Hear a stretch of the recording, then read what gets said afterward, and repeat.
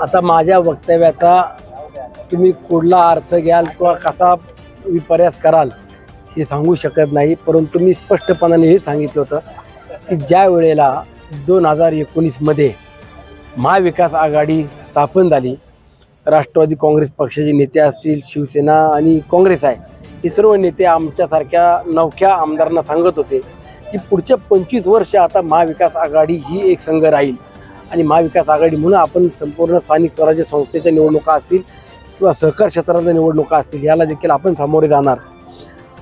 परंतु 2-2.5 वर्ष कालावधीमध्ये महाविकास आघाडीमध्ये बिघाडी झाली, महाविकास आघाडीमध्ये फूट पडली आणि आमच्यासारख्या कार्यकर्त्याला 2 वर्षामध्ये सत्ता आणि वर्षभर विरोधी पक्षामध्ये बसण्याची वेळ येते आणि ज्या जनतेनं निवडून दिलं ती जनता आम्हाला 5 वर्षाकरता निवडून देते.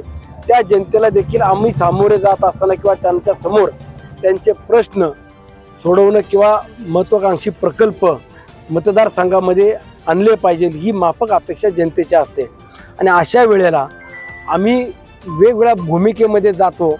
त्यावेळेला जनता देखील संभ्रमामध्ये येते आणि युतीमध्ये आम्ही सामील झालो. युतीतल्या नेते ज्यावेळेला व्यासपीठावरती एकत्रितपणानं पाहिले त्यावेळेला एक मनामध्ये समाधान होतं किंवा आनंद होता की आम्ही सर्वजण आता राजकीय जोडे बाजूला ठेवून तालुक्यातील महत्त्वाकांक्षी प्रकल्प असतील किंवा नागरिकांकरता ज्या अडीअडचणी असतील ह्या सोडवण्यामध्ये आता कोणी विरोधक दिसत नाही आणि म्हणून मी त्या पद्धतीने वक्तव्य केलं की माझ्या तालुक्याचा विकास जर मला करायचा असेल, माझ्या तालुक्यातले प्रश्न सोडवायचे असतील, राजकीय जोडे किंवा मतभेद बाजूला ठेवून एकत्रितपणा जर आम्हाला पाहायचा असेल तर ही संधी आहे आणि यामध्ये पुढचे 25 वर्ष आम्ही एकत्रितपणानं राहणं हे आमच्या तालुक्याच्या दृष्टीनं, जनतेच्या दृष्टीनं अत्यंत महत्त्वाचं आहे. आणि म्हणून त्या ठिकाणी मी आवर्जून उल्लेख केला की जसं महाविकास आघाडी फूट पडली, आता उद्याचे 25 वर्ष युतीमध्ये आम्ही सर्व एक संघ राहिलो पाहिजे अशी देवाकडे प्रार्थना केली. त्यात वावगं काय आहे? भाजपच कसं म्हणता येईल? भाजप असेल, तिथं RPI असेल किंवा सगळेच पक्ष आहेत. अर्थ काय घ्यायचा त्या वक्तव्याचा? अर्थ काय घ्यायचा? त्यामध्ये सगळ्याच पक्षातले माझे सहकारी होते आणि त्यामध्ये तुम्हाला आम्ही स्पष्टपणानं सांगतो की मी भारतीय जनता पक्षामध्ये काम केलेला किंवा वाढलेला कार्यकर्ता होतो, परंतु ऐन वेळेला माझी उमेदवारी रद्द केली किंवा माझी नाकारली म्हणून मी राष्ट्रवादी काँग्रेस पक्षात गेलो. त्यामुळे जुने जाणकार मंडळी किंवा ज्यांच्यासोबत मागचे 15-20 वर्ष राजकारणामध्ये काम केलं ते सुद्धा व्यासपीठावरती दिसले आणि माझं मन ऊर भरून आलं आणि त्या ठिकाणी मी आनंदानं माझं वक्तव्य त्या ठिकाणी मला उमेदवारी मिळू नये यासाठी कोण कोण प्रयत्नशील होते त्यावेळेस भाजप? झालं, आता तो एक काळ गेला. आपण आता लोकसभेमध्ये युतीचा धर्म पाळून आप्पा बाळेंना किती मताधिक्य मिळेल याचं आता आम्ही सर्वजण मध्ये आहोत. आता आम्ही युतीचा धर्म पाळला पाहिजे. आता मागं झालं ते झालं, संपून गेलं. आता आपण की बघा, युतीचा धर्म पाळणं म्हणजे याचा अर्थ काही फक्त स्वतःचा स्वार्थ पाहणं असा मुळीच नाही. शेवटी आम्हाला सत्तेमध्ये राहून जनतेचे कामं कसे करता येईल, तालुक्यातल्या महत्त्वाकांक्षी प्रकल्पांना पुढं कसं नेता येईल किंवा ते पूर्ण कसे करता येईल हीच आमची सुद्धा स्वतःची भूमिका आहे किंवा आमचा त्यामध्ये स्वार्थ आहे. रोहित पवारांनी खूप मोठी स्वप्न लवकर पाहिलेली आहेत.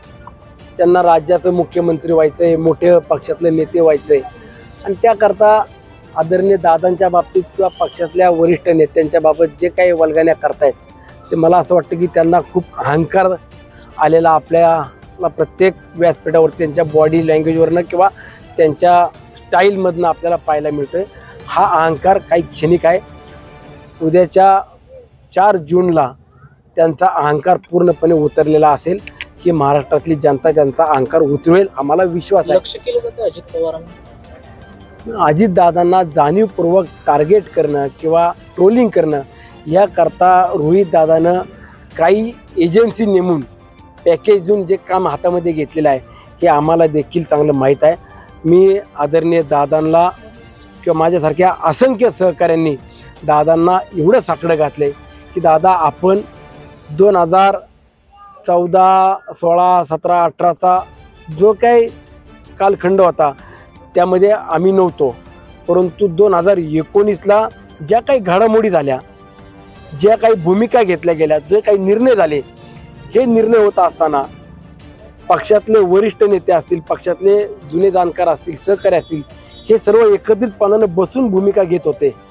परंतु दादांना विलन करायचं किंवा दादांवरती जाणीवपूर्वक आरोप करायचे की जो नेता शब्दाचा पक्का आहे, दिलेला शब्द पूर्ण करणार, जिथं होय म्हणून तिथं ठाम भूमिका घेणार, ह्या नेत्याच्या बाबतीत जे काही जाणीवपूर्वक आता षडयंत्र रचण्याचं काम करतायत, मी दादांना साकडं घातलेले प्रत्येक नेत्यानं सांगितलं की आम्ही विनंती करतो की दादा, आपण 2019चा सकाळचा शपथविधी असेल, 20 जून 2022चा घटनाक्रम असेल किंवा 2023 जूनमधल्या पुन्हा सत्तेमध्ये महायुतीमध्ये सामील होण्याचा घटनाक्रम असेल, हा सगळा घटनाक्रम महाराष्ट्रातल्या जनतेला समजू द्या, बारामतीकरांना समजू द्या की यामध्ये दादांना कशा पद्धतीनं पुढं केलं गेलं, दादांना कशा पद्धतीनं इतर पक्षातल्या वरिष्ठ नेत्यांशी बोलण्याकरता पाठवण्यात आलं आणि नंतर दादांनाच पुन्हा विलन करण्यात आलं.